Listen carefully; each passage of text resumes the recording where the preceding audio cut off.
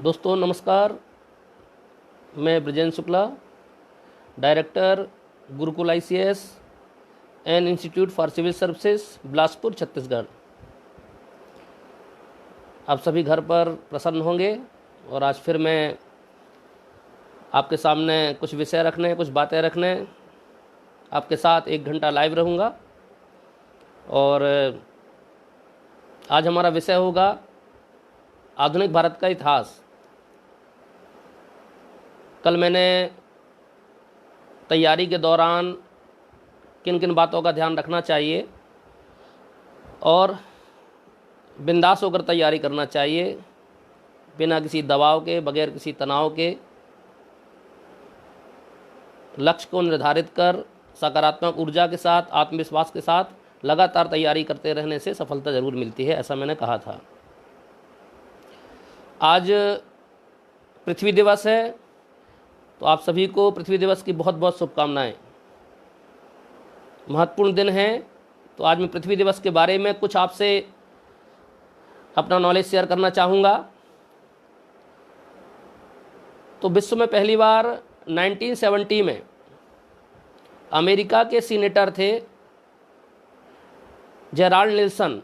इन्होंने पर्यावरण शिक्षा एवं जागरूकता अभियान पूरी दुनिया में पहुंचाने के लिए इस दिवस की शुरुआत किया।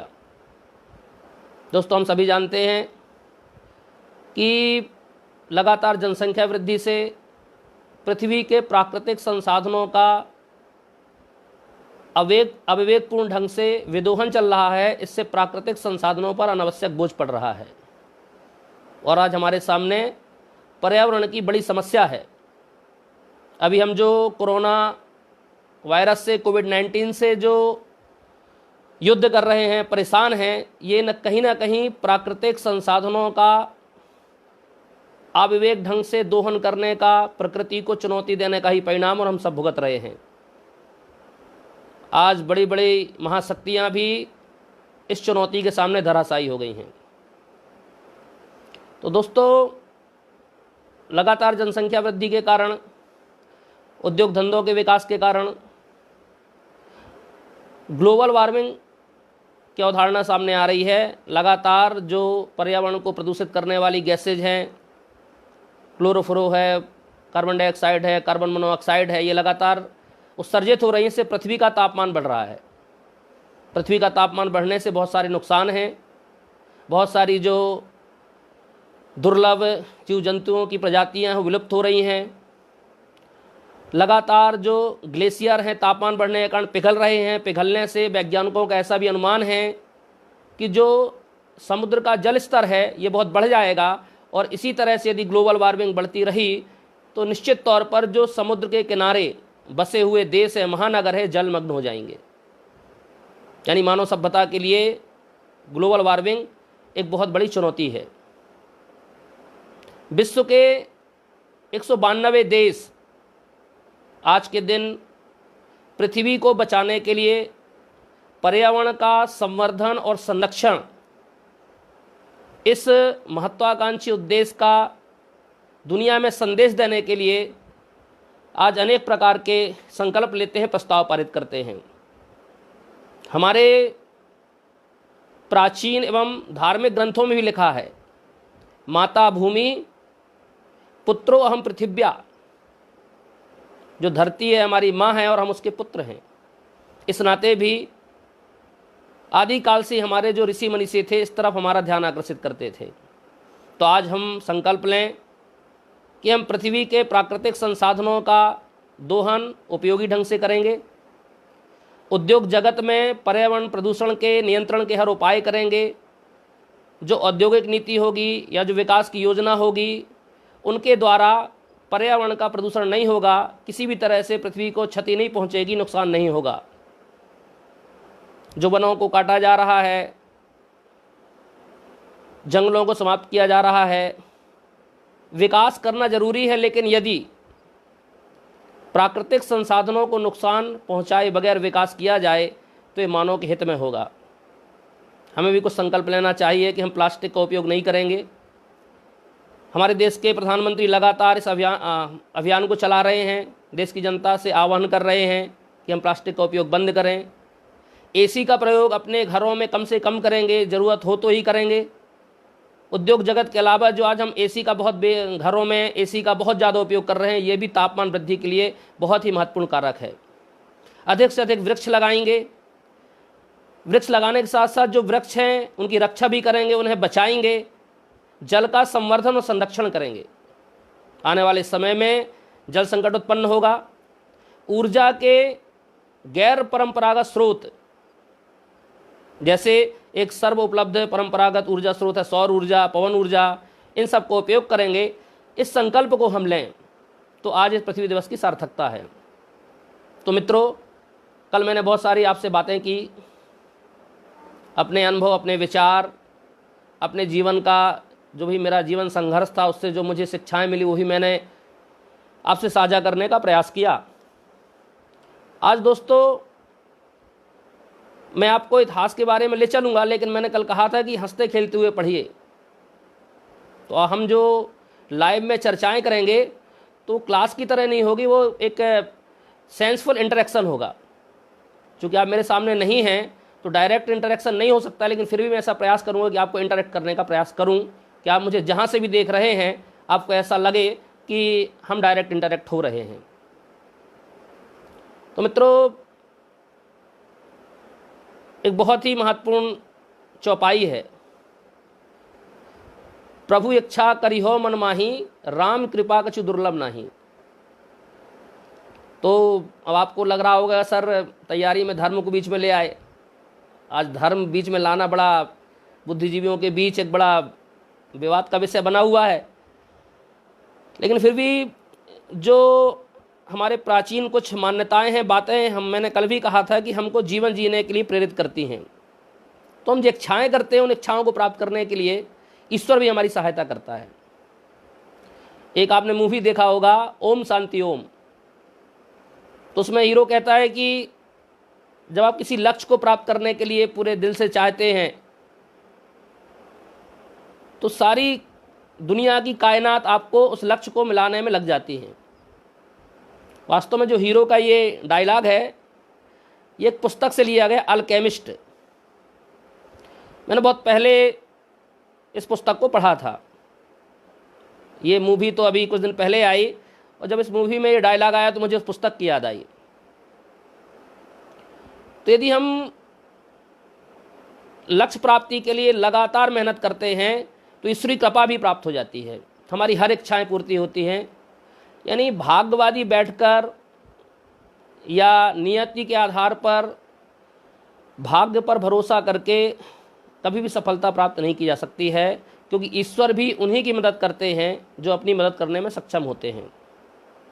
तो हमारी बहुत सारी इच्छाएं होती हैं, और कई बार ऐसा भी होता है कि कुछ बड़ी इच्छा पूर्ति होना होती है, लेकिन हम छोटी इच्छाओं को ही पूरा करके संतुष्ट हो जाते हैं।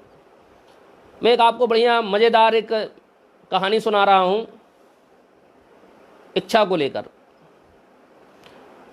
तो एक बार एक व्यक्ति था, वो एक रास्ते से जा रहा था, एक बहुत ही दुर्गम जंगल पड़ा, और उस जंगल में वो रास्ता भटक गया। भटकते भटकते उसको बहुत भूख लगी, प्यास लगी, वो घूमते हुए थक गया, और वो तंबाकू चूना खाता था। उसको बहुत बड़ी तलब थी तंबाकू की, नशा करता था वो। तो उसको भूख प्यास से ज़्यादा तंबाकू चूना की इच्छा थी, और वो एकदम कमज़ोर होकर रास्ते में गिर गया। और गिरने के बाद वो भगवान को याद करने लगा, हे भोलेनाथ मुझे बचाइए, हे भोलेनाथ मुझे बचाइए, भोलेनाथ भोलेनाथ। तो भोलेनाथ तो बहुत कृपालु हैं, लेकिन अंतर्यामी भी हैं।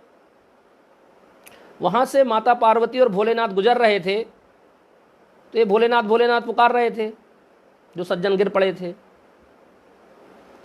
तो पार्वती जी ने कहा कि आपका इतना बड़ा भक्त है, भूखा प्यासा एकदम रास्ते में गिर पड़ा, और आपको वो याद कर रहा और आप जा नहीं रहे हैं। लेकिन भोलेनाथ को पता था वो क्या मांगेगा। लेकिन पार्वती जी ने बहुत आग्रह किया और भगवान से उसके सामने प्रकट हुए। जब प्रकट हुए तो व्यक्ति एकदम अद्भुत ढंग से, आश्चर्यचकित ढंग से भगवान शिव को देखने लगा और एकदम सादर दंडवत किया। भगवान शिव ने कहा कि बस तुम्हें जो चाहिए मांगो। उसने मांगा चूना। शायद मेरी बात आपको समझ में आई होगी कि ईश्वर उसको कुछ बड़ा देने के लिए चाह रहा था, लेकिन उसने चूने की मांग की होगी, उसको आदत थी तंबाकू खाने की। तो हम जो अपने आसपास छोटी छोटी इच्छाएं पालते हैं और वो हम भगवान से मांगते हैं तो भगवान पूरी कर भी देते हैं, लेकिन हमारी इच्छाएं और सोच बड़ी होना चाहिए और उनको प्राप्त करने के लिए हमको लगातार प्रयास करना चाहिए। खैर, ये मैंने आपसे थोड़ा सा शुरुआत में बातें किया कि आपका जो मूड है वो थोड़ा सा प्रसन्न होगा, आप हंसेंगे। तो मैं इतिहास पर आना चाहूँगा। तो आज का हमारा जो विषय है वो हमें आधुनिक भारत से शुरुआत करनी थी, लेकिन मैं आपको थोड़ा सा प्राचीन भारत से इतिहास बताने का प्रयास करूँगा। जो मैं विषय रखूँगा वो प्राचीन और मध्यकालीन भारत जो है, आधुनिक भारत तक मुझे आते आते बहुत कम समय लगेगा। तो जो मेरी अप्रोच है, मैंने अप्रोच पर कल जोर दिया, सब्जेक्ट के साथ अंडरस्टैंडिंग डेवलप करिए, ये मैंने कल बताया, वो आपको उसमें दिखेगी। तो आपको किस दिशा में इतिहास को अध्ययन करना है, इतिहास को कैसे समझना है, ये भी उस लेक्चर के दौरान आपको समझ में आएगा। तो इतिहास एक ऐसा विषय है जिसमें अतीत की घटनाओं का कालक्रमानुसार क्रमबद्ध और वैज्ञानिक अध्ययन किया जाता है। यानी इतिहास उन विषयों का अध्ययन करता है जिन्हें अध्ययनकर्ता घटित होते हुए नहीं देख सकता है। मतलब जिन घटनाओं का अवलोकन नहीं हो सकता है प्रत्यक्षता, उन घटनाओं का अध्ययन इतिहास करता है। तो जो घटनाएं घट चुकी हैं उन घटनाओं को साक्ष्य मानते हुए अध्ययन करना, यह कार्य इतिहास करता है। यानी इतिहास लेखन के लिए साक्ष्य चाहिए। अब वो साक्ष्य अनेक प्रकार से हो सकते हैं। धार्मिक ग्रंथ हो सकते हैं, धार्मिकतर ग्रंथ हो सकते हैं, खुदाई से प्राप्त साक्ष्य हो सकते हैं, जैसे अभिलेख हैं, हथियार हैं, औजार हैं, भूखंड हैं, सिक्के हैं। इन साक्ष्यों के आधार पर किसी भी देश का इतिहास लिखा जाता है। तो हमारे जो इतिहास की शुरुआत होती है ये सिंधु घाटी सभ्यता से होती है। हम सभी जानते होंगे, जो प्रतियोगी परीक्षाओं की तैयारी में अभी शामिल नहीं हुए उन लोगों ने भी स्कूल लाइफ में सिंधु घाटी सभ्यता के बारे में पढ़ा होगा। तो सिंधु घाटी सभ्यता विश्व की महानतम सभ्यता थी। सिंधु घाटी सभ्यता के निवासी अर्थात सैंधो लोग सभ्य, शिक्षित, संस्कारवान, आध्यात्मिक, सकारात्मक सोच वाले थे। यह सभ्यता दुनिया की 3 बड़ी सभ्यताओं के समकालीन थी। ह्वांग हो चाइना, मेसोपोटामिया इराक और सुमेर मिस्र। इन तीनों सभ्यताओं से हमारा अंतर्राष्ट्रीय व्यापार होता था। यानी सिंधु घाटी सभ्यता के निवासी राष्ट्रीय अंतर्राष्ट्रीय व्यापार करते थे। समुद्र मार्ग से हमारा व्यापार होता था। नगर नियोजन, व्यवस्थित नगर, श्रेष्ठ उत्तम जल निकासी की व्यवस्था, ये उस समय की बड़ी विशेषताएं थी। लोग धार्मिक थे, बहुत अच्छा शतरंज खेलते थे। अनेक जगह खुदाई से शतरंज के बोर्ड प्राप्त हो रहे हैं, शतरंज के मोहरे प्राप्त हो रहे हैं, खुदाई से बड़े बड़े महानगर प्राप्त हो रहे हैं, सड़कें प्राप्त हो रही हैं। यानी एक वैभवपूर्ण सभ्यता थी। और इस सभ्यता को मैंने दुनिया की प्राचीन सभ्यता कहा। जब दुनिया के दूसरे देश, दूसरी सभ्यताएं जंगली और बर्बर युग से गुजर रहे थे, उस समय भारतीय सभ्यता एक विकसित सभ्यता थी, एक समृद्ध सभ्यता थी। इस विशाल सभ्यता का पतन हुआ। पतन के अनेक कारण विद्वान बताते हैं, लेकिन सर्वमान्य कारण यह है कि सिंधु और उसकी सहायक नदियों में जहां जहां सभ्यता बसी थी, नदियों के किनारे बसी थी। और केवल यह सभ्यता नहीं, दुनिया की प्रत्येक सभ्यता का जन्म उत्थान और विकास नदी घाटियों में हुआ है, क्योंकि दोस्तों हम सभी को पता है जल ही जीवन है। तो जल स्रोतों के किनारे लोग बसते थे, उसके बाद अपना धीरे धीरे विकास करते थे। उनका सामाजिक जीवन, आर्थिक जीवन, राजनीतिक जीवन धीरे धीरे विकसित होता था, और उस विकास के बाद सभ्यता अपनी एक विकसित आयाम को प्राप्त करती थी। तो बाढ़ आई और बाढ़ के कारण सभ्यता जलमग्न हो गई। जो नगरीय क्षेत्र के निवासी थे, सिंधु घाटी सभ्यता के जो निवासी थे, मैदानी क्षेत्र में रहते थे, इस बाढ़ के कारण शायद उनका अंत हुआ होगा। लेकिन दुर्गम पर्वतीय क्षेत्रों में, ग्रामीण क्षेत्रों में लोग जीवित थे, और एक ग्रामीण पर्वतीय क्षेत्रों में लोगों ने एक नई सभ्यता को जन्म दिया, जैसे वैदिक सभ्यता या वैदिक काल के नाम से हमारे इतिहास में जानते हैं। वैदिक कालीन सभ्यता कबायली थी, लोग अशिक्षित थे, ग्रामीण थे। विद्वानों का ऐसा कहना है कि इसी समय कहीं बाहर से आर्यों ने आक्रमण किया। आर्य जो है कोई प्रजाति नहीं थी, बल्कि आर्य एक संबोधन सूचक शब्द था, एक प्रतीकात्मक शब्द था, जिसका आशय होता है श्रेष्ठ। अभी हम महाभारत देख रहे होंगे, तो महाभारत में जो बड़े लोग हैं, वरिष्ठ लोग हैं, उनको संबोधित करने के लिए हे आर्य कहा जाता है। तो यहाँ आर्य का आशय श्रेष्ठ है। तो ये कहा गया कि कहीं बाहर से आर्यों ने आक्रमण कर दिया, और आक्रमण करने के बाद आर्यों ने यहाँ के मूल निवासियों को पराजित किया, और आर्यों ने एक नई सभ्यता का निर्माण किया, जैसे वैदिक सभ्यता या वैदिक काल के नाम से जानते हैं। इस विषय में अनेक सिद्धांत हैं। तिब्बत का सिद्धांत है, उत्तरी ध्रुव का सिद्धांत है, यूरोप का सिद्धांत है, सप्त सिंधु प्रदेश का सिद्धांत है, मध्य एशिया का सिद्धांत है। तो जो मध्य एशिया का सिद्धांत है मैक्स मूलर का, ये सर्वमान्य सिद्धांत है, इतिहासकारों ने लिखा है। मैं एक बात और कहना चाहूँगा कि हमारे देश में इतिहास लेखन की परंपरा नहीं थी। हमारे जो प्राचीन ऋषि मनीषी थे वही शोध करता थे, सामाजिक क्षेत्र का, प्रशासनिक क्षेत्र का, आर्थिक क्षेत्र का, राजनीतिक क्षेत्र का शोध वही करते थे, और उन लोगों ने कोई पुस्तक नहीं लिखा। उन बातों को वेदों में, उपनिषदों में, धर्म ग्रंथों में शामिल किया, और इन धर्म ग्रंथों को दार्शनिक मानकर स्वीकार नहीं किया। तार्किक नहीं माना जाता है, वैज्ञानिक नहीं माना जाता है। हमारा जो इतिहास है ये विदेशियों द्वारा लिखा गया, इसलिए इतिहास को तोड़ मरोड़ कर प्रस्तुत किया गया। जैसे आर्यों का आगमन बाहर से बताया जा रहा है, लेकिन वास्तव में अनेक भारतीय चिंतकों का मत है, अनेक ऐसे साक्ष्य हैं।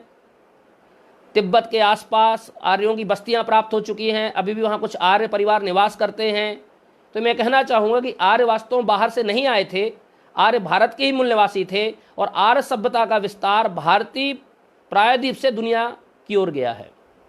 खैर, तो सिंधु घाटी सभ्यता के बाद वैदिक काल आया। वैदिक काल में मैंने बताया कि ये पूरी तरह से कबायली समाज था, ग्रामीण समाज था, शिक्षित समाज था। वैदिक काल को हम दो भागों में बांटते हैं, पूर्व वैदिक काल और उत्तर वैदिक काल। चूंकि इस समय का जो इतिहास लेखन हुआ वो वैदिक कालीन साहित्यों से हुआ, इसलिए इसे वैदिक काल कहते हैं। वैदिक काल के बाद उत्तर वैदिक काल में लोहे की खोज हुई। लोहे की खोज ने सभ्यता के विकास को नए आयाम प्रस्तुत किए। लोहे की खोज ने प्राचीन काल में औद्योगिक विकास, नगरीय विकास का सिलसिला प्रारंभ किया। प्राचीन भारत की जो औद्योगिक क्रांति थी, जो औद्योगिकरण की शुरुआत थी, ये उत्तर वैदिक काल के बाद प्रारंभ हुई। लोहे की खोज से कृषि कार्य उन्नत हुआ। मैदानी क्षेत्रों में, खासकर सिंधु गंगा यमुना के मैदान में जनसंख्या का संकेंद्रण होने लगा, और एक जगह पर जनघनत्व बढ़ने से छोटे छोटे इकाइयों के रूप में राज्य बनने लगे। उसे हमने इतिहासकारों ने महाजनपद कहा। ऐसा कुल मिलाकर 16 महाजनपदों का उल्लेख मिलता है। इन 16 महाजनपदों में जो शक्ति का बड़ा केंद्र था वो मगध था। मगध के उत्कर्ष के अनेक कारण थे। अनेक महाजनपदों से युद्ध करने के बाद प्रभुत्व की लड़ाई में अंतिम विजेता मगध बना, और हमारा जो प्राचीन कालीन इतिहास है, प्राचीन काल का जो भारत है, उसका जो केंद्र बिंदु मगध है। मगध की स्थापना बिंबिसार ने किया था, उसके बाद उसमें अनेक राजा हुए, और इसी समय महाजनपद काल के समय ही एक बाह्य आक्रमणकारी ने आक्रमण कर दिया, इसका नाम है सिकंदर। जब सिकंदर ने आक्रमण किया तो सिकंदर के आक्रमण के समय देश के बहुत ही महान विद्वान, दार्शनिक, प्राध्यापक थे। आचार्य चाणक्य तक्षशिला विश्वविद्यालय में प्राध्यापक थे। सिकंदर पश्चिमोत्तर सीमा से आक्रमण किया, लेकिन आपको बताना चाहूँगा कि सिकंदर के आक्रमण के जो स्रोत हैं, जो हम इतिहास पढ़ रहे हैं, ये सारे स्रोत यूनानी हैं। किसी भी भारतीय वृत्तांत या भारतीय स्रोत या भारतीय विवरण में सिकंदर के आक्रमण का उल्लेख नहीं है।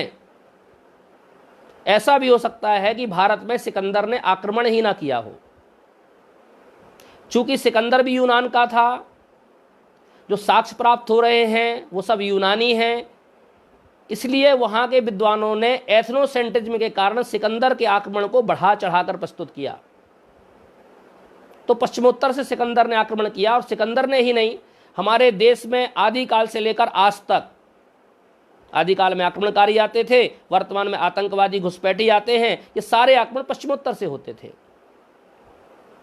क्योंकि प्राकृतिक तौर पर हमारी सारी सीमाएं सुरक्षित हैं, मात्र एक सीमा है, वह पश्चिमोत्तर सीमा, जो प्राचीन काल से ही असुरक्षित थी, वहां से दुश्मन देश में प्रवेश करते थे। सिकंदर ने आक्रमण किया, पश्चिमोत्तर के कई छोटे छोटे राजाओं ने अलग अलग युद्ध किया, लेकिन उस समय एक बहुत ही शक्तिशाली मगध के नरेश थे, घनानंद। उनके पास चाणक्य गए। चाणक्य ने आग्रह किया कि आप मगध के शासक हैं, राजा हैं, पूरे देश को बचाना आपकी नैतिक जिम्मेदारी है, यह आपका राष्ट्र है, ऐसी बात समझाने का प्रयास किया। लेकिन घनानंद जो था वो दुराचारी था, अत्याचारी था। उसने चाणक्य की बात नहीं माना, चाणक्य का अपमान भी किया, और उसके बाद सिकंदर ने आक्रमण किया, पश्चिमोत्तर भारत को जीता। लेकिन सिकंदर ने मगध में आक्रमण नहीं किया। जैसे सिकंदर व्यास नदी पार करके मगध आने वाला था, सिकंदर के सैनिकों ने हथियार डाल दिया। सिकंदर के सैनिक डर गए कि मगध में जो सेना है घनानंद की, वो बहुत ही क्रूर सेना है, और उस भय के कारण सिकंदर के सैनिकों ने मगध जाने से इनकार कर दिया, और सिकंदर ने मगध में आक्रमण किए बगैर वापस लौटने का निर्णय किया। जब सिकंदर वापस लौटा, सिकंदर की मृत्यु हो गई। फिर चाणक्य ने एक बालक को तैयार किया, उसका अध्ययन अध्यापन किया, इसका नाम था चंद्रगुप्त मौर्य। चंद्रगुप्त मौर्य ने भारत भूमि से यूनानियों को खदेड़ा। प्राचीन भारत में यूनानियों से जो देश गुलाम हुआ था, देश को बचाया। एक यूनानी विद्वान ही लिखते हैं, जस्टिन, कि उसने सिकंदर के एक एक सैनिकों और एक एक गवर्नरों को मौत के घाट उतार दिया।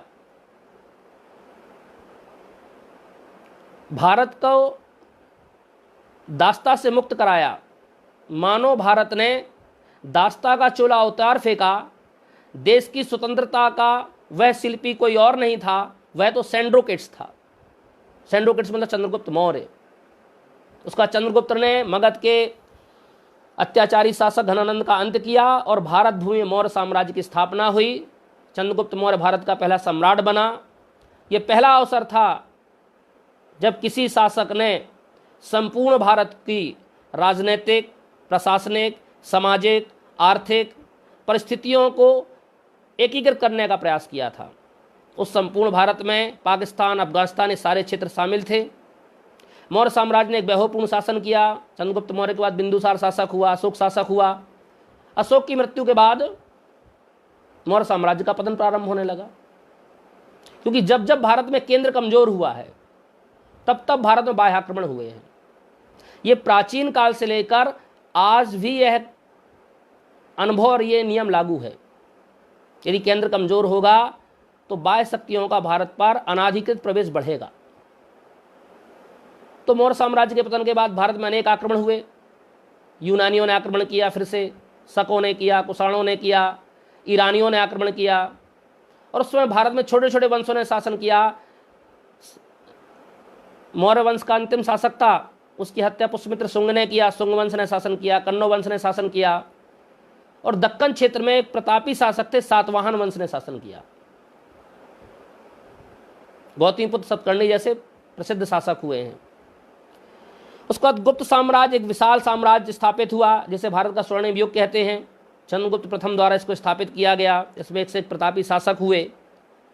गुप्त साम्राज्य के पतन के बाद फिर से भारत में राजनीतिक एकता की कमी दिखाई दी और इस समय गुप्तों के पतन के बाद अंतिम जो शक्तिशाली और श्रेष्ठ शासक था वो हर्षवर्धन था।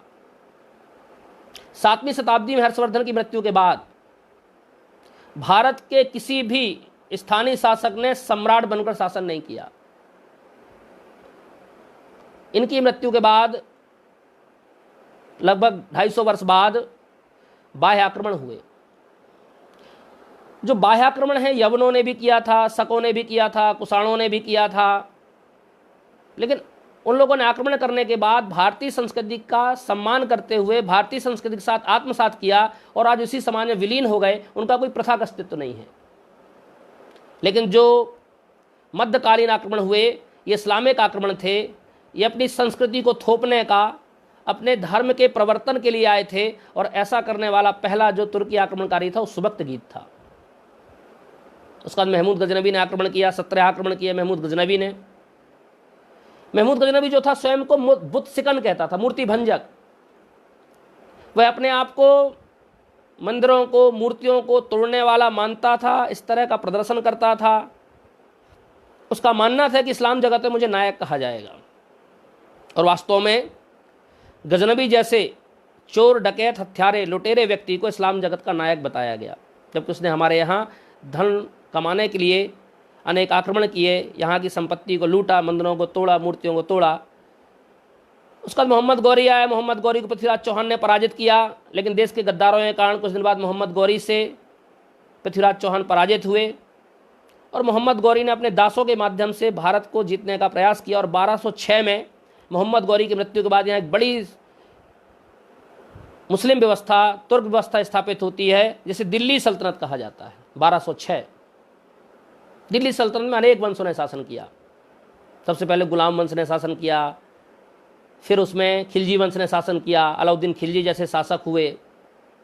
तुगलक वंश ने शासन किया, सैयद वंश ने शासन किया, लोधी वंश ने शासन किया। लगभग 300 वर्षों तक दिल्ली सल्तनत ने पूरे देश में शासन किया और देश और दुनिया में भारत की शक्ति का लोहा माना गया। तुगलक वंश फिरोज शाह तुगलक के बनने के बाद सल्तनत का पतन प्रारंभ हुआ। सैयद वंश आया, फिर लोधी वंश आया और लोधी वंश का जो अंतिम शासक था इब्राहिम लोधी, उसे पानीपत की प्रथम लड़ाई में बाबर ने पराजित कर दिया। बाबर जो था एक फरगना प्रांत था, छोटा सा प्रांत था, वहाँ का शासक था। भारत में शासन करना बाबर का एक बहुत ही बड़ा स्वप्न था। हमारे देश के ही लोगों ने बाबर को आमंत्रित किया। बाबर ने यहाँ की स्थापित शक्तियों को पराजित किया और बाबर ने यहाँ पर मुगल साम्राज्य की स्थापना कर दी। इस तरह से हम देखते हैं कि दिल्ली सल्तनत एक विशाल केंद्रीकृत साम्राज्य था। उसके अंत के साथ ही साथ एक दूसरा साम्राज्य स्थापित हुआ जिसे मुगल साम्राज्य कहते हैं। बाबर ने स्थापित किया, लेकिन बाबर बहुत लंबे समय तक इस साम्राज्य को व्यवस्थित या मजबूत नहीं कर पाया। बाबर के बाद हुमायूं आया, शेरशाह सूरी, और फिर मुगल साम्राज्य को अकबर ने एक मजबूती प्रदान की। अकबर का काल मजबूतीकरण का काल कहलाता है, दृढ़ीकरण का काल कहलाता है। फिरोज शाह तुगलक जो कि दिल्ली सल्तनत का शासक था, उसके मृत्यु के बाद भारत को विशेष तौर पर उत्तर और पश्चिमोत्तर भारत को जो केंद्रीय नेतृत्व प्राप्त हुआ वो अकबर के आगमन के बाद प्राप्त हुआ। अकबर ने बहुत सारे सुधार किए, सामाजिक सुधार, आर्थिक सुधार, धार्मिक सुधार, और अकबर ने मुगल साम्राज्य को इतनी मजबूती दिया कि आने वाले कई वर्षों तक उसके उत्तराधिकारियों ने इसका लाभ लिया। फिर जहांगीर शासक हुए, शाहजहां शासक हुए, औरंगजेब शासक हुए, और औरंगजेब ने पूरी तरह से तानाशाह पूर्ण ढंग से, कट्टरता से, तलवार की नोक पर शासन किया।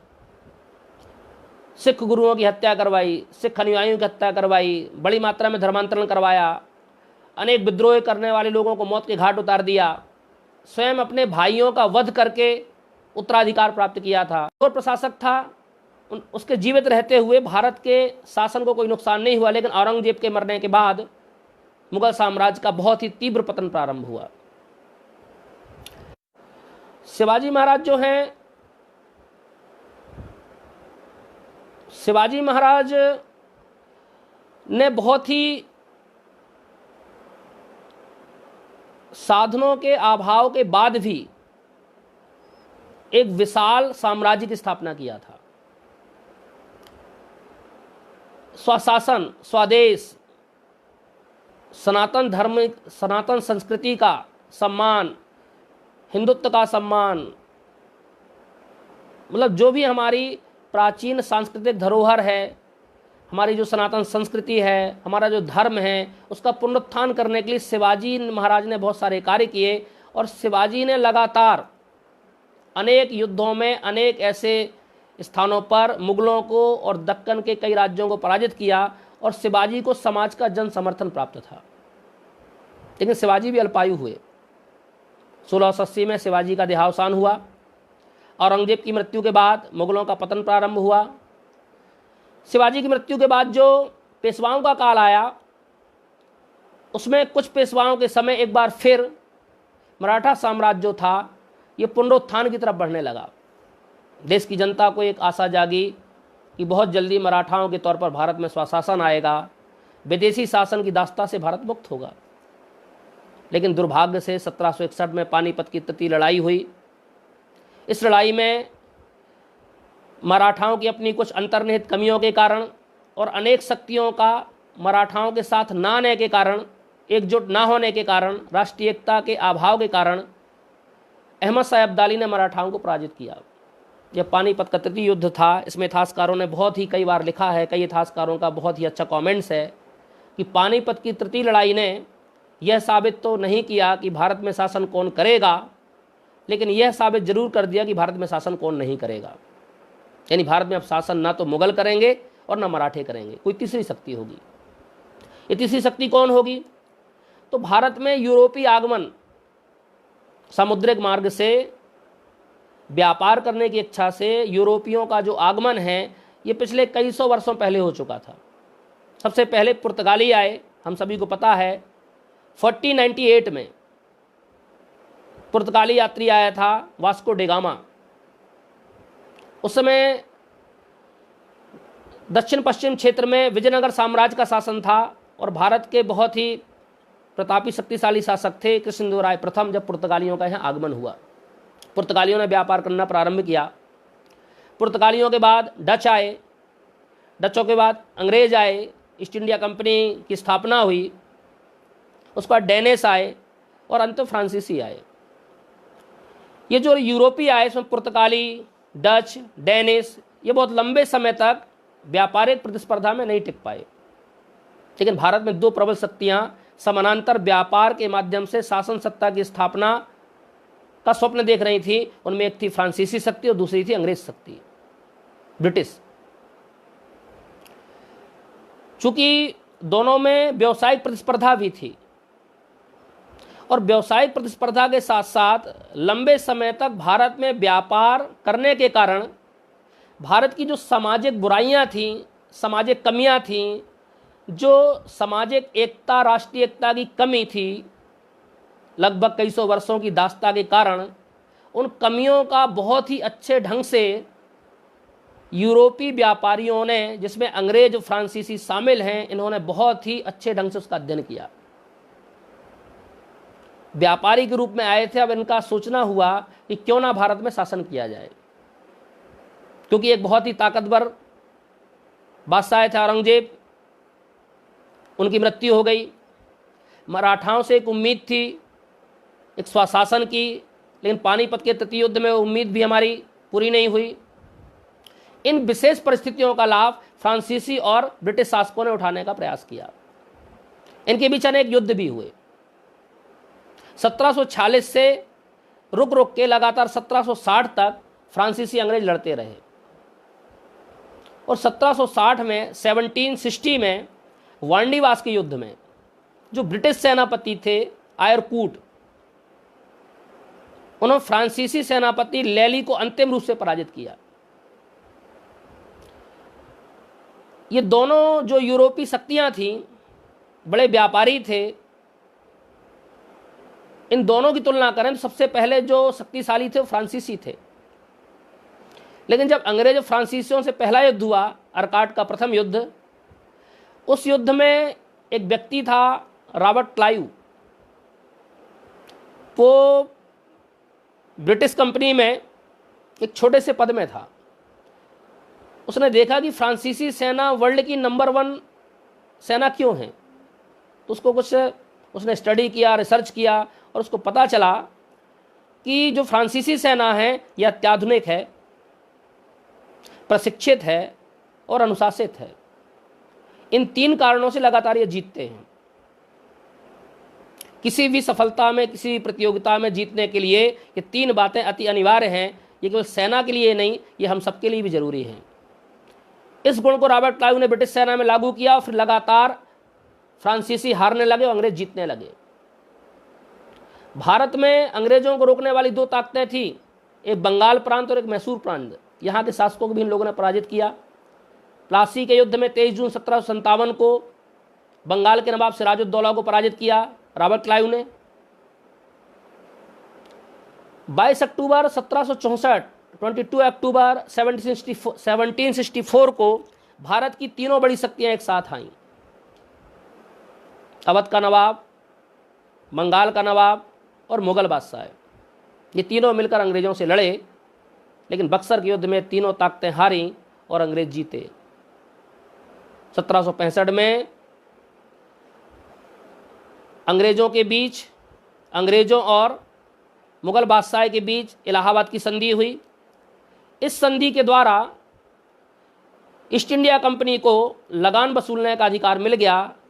यानी बक्सर के युद्ध ने भारत में ब्रिटिश साम्राज्य की स्थापना कर दी। जो बक्सर का युद्ध था ये निर्णायक था, ये फाइनल वर्ल्ड कप था। जबकि 1757 में जो प्लासी वार था, प्लासी का युद्ध था, ये ब्रिटिश साम्राज्य की स्थापना का इनॉग्रेशन था, एक उद्घाटन था, औपचारिक शुरुआत थी। इलाहाबाद की संधि के बाद अंग्रेजी शासन ने, ब्रिटिश हुकूमत ने, कंपनी के शासन ने अलग अलग नीतियां बनाई, चाहे वो आर्थिक नीति हो, चाहे वो राजनीतिक नीति हो, चाहे वो प्रशासनिक नीतियां हों, चाहे वो धार्मिक नीतियां हों, चाहे वो सैन्य नीतियां हों। इन नीतियों के माध्यम से संपूर्ण भारत के अधिकांश भाग का ब्रिटिश शासन ने राजनीतिक और प्रशासनिक एकीकरण किया। इस एकीकरण के दौरान जो अनेक आम जनमानस के लिए अत्याचार हुए, अमानवीय कृत्य हुए, अन्याय हुए, उस अन्याय और असंतोष का परिणाम था 1857 की क्रांति। दोस्तों, 1857 की क्रांति भारत के इतिहास में होने वाली पहली क्रांति थी। जैसा कि मैंने बताया कि अंग्रेजी शासन ने जो भी गलत निर्णय लिए, उन गलत निर्णयों का परिणाम था क्रांति। वैसे भी क्रांति कुछ समय के असंतोष से, या कुछ समय का असंतोष जो है वो क्रांति को जन्म नहीं देता है। लंबे समय का संतोष क्रांति को जन्म देता है। जब समाज के निचले तबके पर, असहाय तबके पर, गरीब तबके पर असंतोष हो तो क्रांति के लिए उतारू होता है। ऐसे 1857 की क्रांति थी। इसकी शुरुआत सैन्य विद्रोह से हुई, लेकिन शीघ्र ही आम जनता ने, इसमें किसान भी थे, मजदूर भी थे, राजे रजवाड़े भी थे, सैनिक भी थे, सारे लोग शामिल हो गए। क्रांति के अनेक कारण थे। मैं संक्षिप्त में कारणों की चर्चा करना चाहूँगा। तो क्रांति के अनेक राजनीतिक और प्रशासनिक कारण थे, जैसे डलहौजी की हड़प नीति, जिसके अंतर्गत गोद लेने की प्रथा को प्रतिबंधित कर दिया था। गोद लिए हुए पुत्र को उत्तराधिकारी नहीं माना जाएगा। डलहौजी की हड़प नीति के माध्यम से अनेक देसी राजाओं की रियासतों का विलय किया गया। वेलेजली की सहायक संधि थी। जो राज्य कमजोर होते थे उन्हें ब्रिटिश शासन में विलीन करना पड़ता था। यदि कमजोर नहीं है तो कमजोर बना दिए जाते थे। उदाहरण के लिए मैसूर राज्य में हैदर अली और टीपू सुल्तान ने 4 युद्ध किए। उन युद्धों का उद्देश्य ही था कहीं ना कहीं अप्रत्यक्ष रूप से कि मैसूर राज्य को कमजोर किया जाए। अवध में बार बार कुशासन का आरोप लगाया गया। कुशासन की जांच के लिए आयोग भी गठित हुआ। उस आयोग ने सिफारिश भी किया कि अवध में कुशासन नहीं है, लेकिन सारी सिफारिशों को नजरअंदाज करते हुए अवध का ही विलय किया गया। फिर मुगल बादशाह का अपमान किया गया। भारत की जनता मुगल बादशाह को स्वीकार करती थी। उस समय जो वायसराय थे लॉर्ड कैनिंग, गवर्नर जनरल थे, उनने कहा कि हम मुगल बादशाह को अब लाल किले से बाहर कर देंगे, अभी सम्राट नहीं राजा कहलाएंगे। अनेक देसी राजाओं की पेंशन बंद कर दी गई, उपाधियां वापस ले ली गई। फिर जो भारतीय होते थे उन्हें उच्च प्रशासनिक पद नहीं दिए जाते थे। जो गोरे लोगों के मुकदमे होते केवल यूरोपीय जज ही सुन सकते थे, यानी भारतीय जजों को यूरोपीय लोगों के मुकदमे सुनने का अधिकार नहीं था। ऐसे अनेक राजनीतिक और प्रशासनिक कारण थे जिसमें आम जनमानस में असंतोष था। आर्थिक कारणों की बात करें तो जब भारत में अंग्रेज आए तो व्यापारिक रूप में आए। चूंकि औद्योगिक क्रांति की शुरुआत ब्रिटेन से हुई थी, उनके पास पूंजी भी थी, टेक्निक भी थी, लेकिन रॉ मटेरियल नहीं था, कच्चा माल नहीं था। भारत के या एशिया के अनेक देश, अफ्रीका के देश, लैटिन अमेरिका के देश, ये कच्चे माल के बड़े केंद्र थे और ये उस कच्चे माल की तलाश में उनका उपयोग करने के लिए उन्होंने पूरे देश में अपना औपनिवेशिक विस्तार किया। तो भारत में इन लोगों ने मुक्त व्यापार की नीति लागू किया, यानी भारत में जो भी ईस्ट इंडिया कंपनी आयात निर्यात करती थी उसमें शुल्क प्राप्त नहीं होती थी। कच्चा माल भारत से जाता था, वहाँ से सामान बन के आता था, फिर हमारे ही देश की जनता उसे उच्च मूल्य पर खरीदती थी। अंग्रेजों ने बड़े बड़े उद्योग लगाए। उन उद्योगों के कारण जो हमारे अर्थव्यवस्था की रीढ़ थी, जिससे हमारी अर्थव्यवस्था आत्मनिर्भर थी, उस व्यवस्था के कारण हमारे देश में कभी मंदी नहीं आई, जिसे हम लघु और कुटीर उद्योग कहते हैं। इन कुटीर उद्योगों और लघु उद्योगों का विकास हुआ। फिर किसानों का अत्याचार हुआ, लगान की उच्च दर निश्चित की गई, पूरे देश में अलग अलग लगान की व्यवस्था निश्चित की गई। कहीं पर महालवाड़ी, तो कहीं पर रैयतवाड़ी, तो कहीं पर स्थायी बंदोबस्त। इस तरह से किसानों में, मजदूरों में असंतोष व्याप्त था और इस आर्थिक नीति के कारण भारत का जो धन है ये यूरोप जा रहा था, ये जनता भी देख रही थी। सामाजिक सांस्कृतिक कारणों की बात करें तो बहुत सारी जो हमारी प्रथाएं परंपराएं थी, सती प्रथा, बाल विवाह, विधवा पुनर्विवाह, इन सबको समाप्त करने का अंग्रेजी शासन प्रयास कर रहा था। धार्मिक क्षेत्र में जो भारत के धर्म है उनके साथ भेदभाव होता था। ईसाई मिशनरियों को धर्म प्रचार के लिए धन उपलब्ध कराया जाता था, उन्हें खुली छूट दी जाती थी मिशनरियों को। मतलब एक बार हाउस ऑफ कॉमन्स में ईस्ट इंडिया कंपनी के अध्यक्ष मैगलेंज ने ही कहा था कि देवयोग से भारत का शासन हमें प्राप्त हुआ है ताकि हम ईसाई धर्म की पताका एक छोर से दूसरे छोर तक फहरा सकें। और इस पुनीत कार्य को करने के लिए प्रत्येक व्यक्ति को पूरे समर्पण के साथ लग जाना चाहिए, ऐसा मैगलेंज का कथन है हाउस ऑफ कॉमन्स में।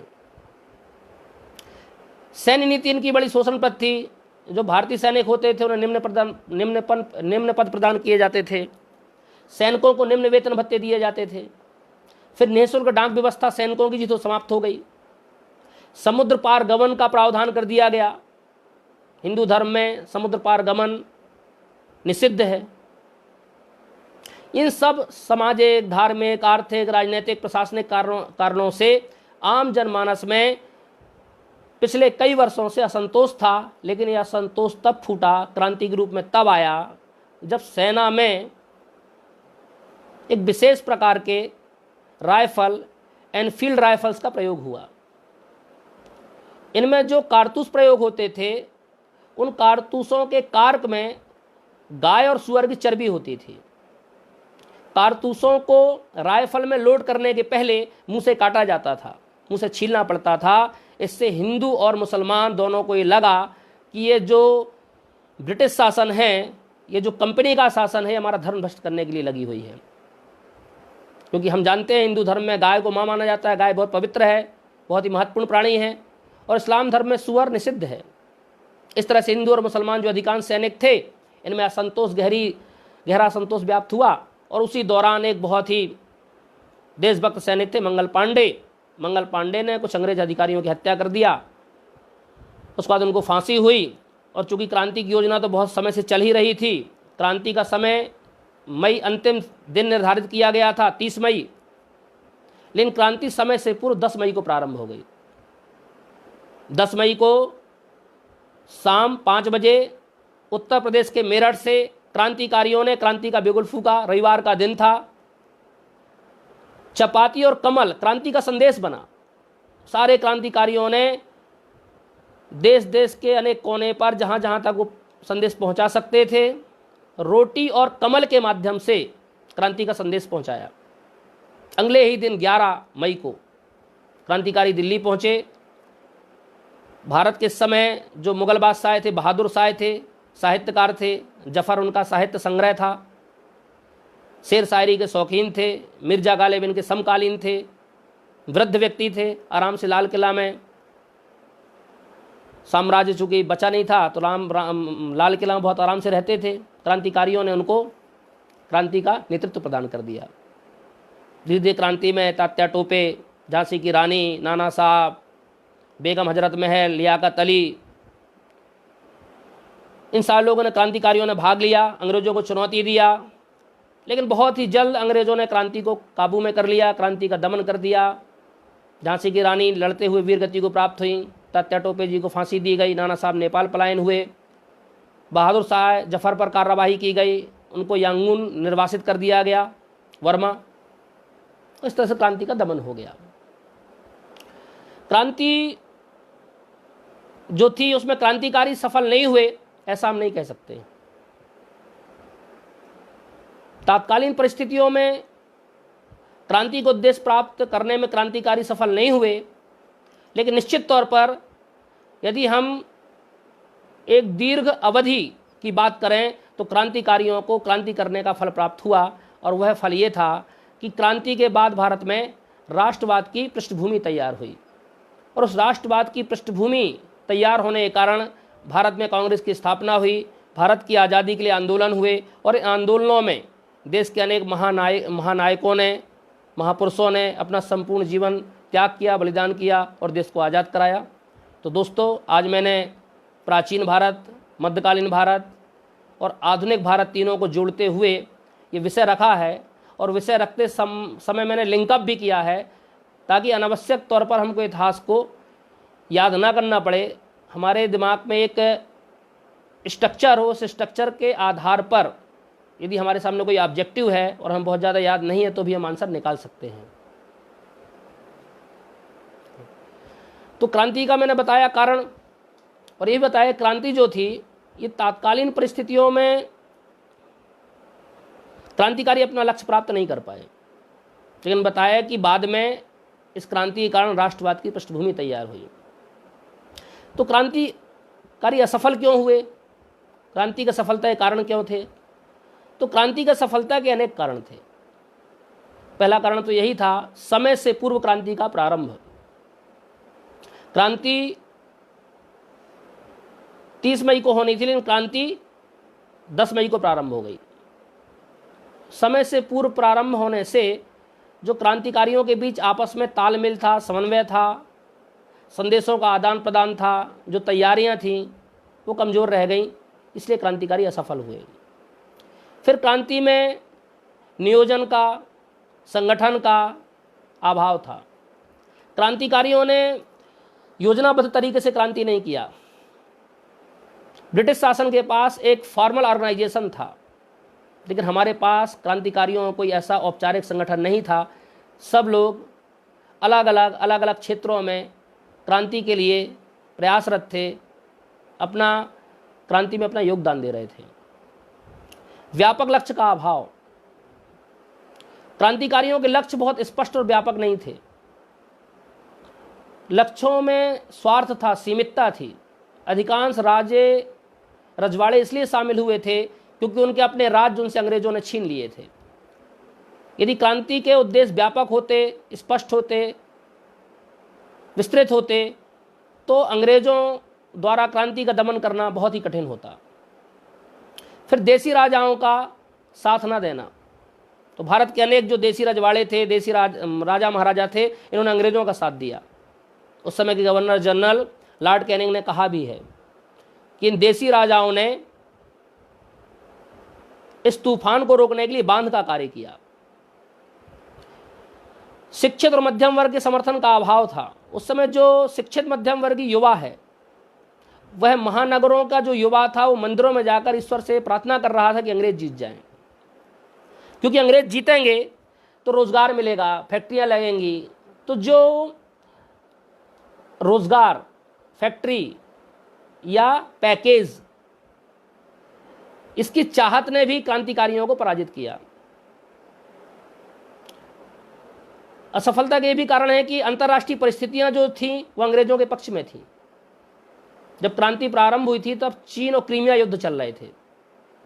सारे ब्रिटिश जो सेनापति थे, प्रशिक्षित, योग्य, उन सबका ध्यान उस युद्ध में था। लेकिन क्रांति जैसे ही प्रारंभ हुई वह युद्ध थम गए और सारे जो अच्छे सेनापति थे, प्रशिक्षित सेनापति थे, वो वापस भारत आए। क्रांति की एक असफलता कारण यह भी है कि अंग्रेजों के पास अत्याधुनिक संसाधन थे। उनके पास आवागमन के लिए रेल थी, संचार के साधन थे, अत्याधुनिक गनें थीं, तोप थे, लड़ाई के जो भी जरूरी साजो सामान अंग्रेजों के पास थे, जबकि क्रांतिकारियों के पास इनका अभाव था। सीमित संसाधनों में क्रांतिकारी मात्र साहस के कारण और देश प्रेम के कारण क्रांति कर रहे थे। इन अनेक कारणों से क्रांति असफल हुई। क्रांति की सफलता का एक कारण यह भी था कि जो नेतृत्व था वो निराश था। क्रांति का संबंध एक ऊर्जावान, उत्साहित नेतृत्व से होता है, लेकिन जो क्रांति का नेता बनाए गए बहादुर शाह जफर, ये वृद्ध थे, निराश थे और इन्होंने अपने क्रांतिकारियों में ऊर्जा का संचार नहीं किया या क्रांतिकारियों ने इनसे ऊर्जा प्राप्त नहीं किया। तो क्रांति की सफलता का एक बड़ा कारण यह भी बना। क्रांति असफल हुई, लेकिन क्रांति कुछ तात्कालीन परिणाम भी आए जो भारत के इतिहास को एक नई दिशा देने वाले थे। ये भारत के इतिहास का महाविभाजन काल था, आधुनिक भारत का। तो परिणाम क्या है? तो अब ईस्ट इंडिया कंपनी का शासन समाप्त कर दिया गया और अब ईस्ट इंडिया कंपनी के शासन के स्थान पर सीधे ब्रिटिश शासन की शुरुआत हुई। ब्रिटिश प्रधानमंत्री, ब्रिटिश सरकार, ब्रिटिश क्राउन सीधे भारत में शासन करने लगे। ये एक बड़ा परिणाम था। ये सत्ता का हस्तांतरण का समय था। ये सत्ता का महाविभाजन काल था। सत्ता कंपनी के हाथों सीधे सरकार के हाथों में आई। दूसरा बड़ा परिणाम था कि मुगल बादशाहत को समाप्त कर दिया गया। इस तरह से अंतिम मुगल बादशाह थे बहादुर शाह द्वितीय, बहादुर शाह जफर।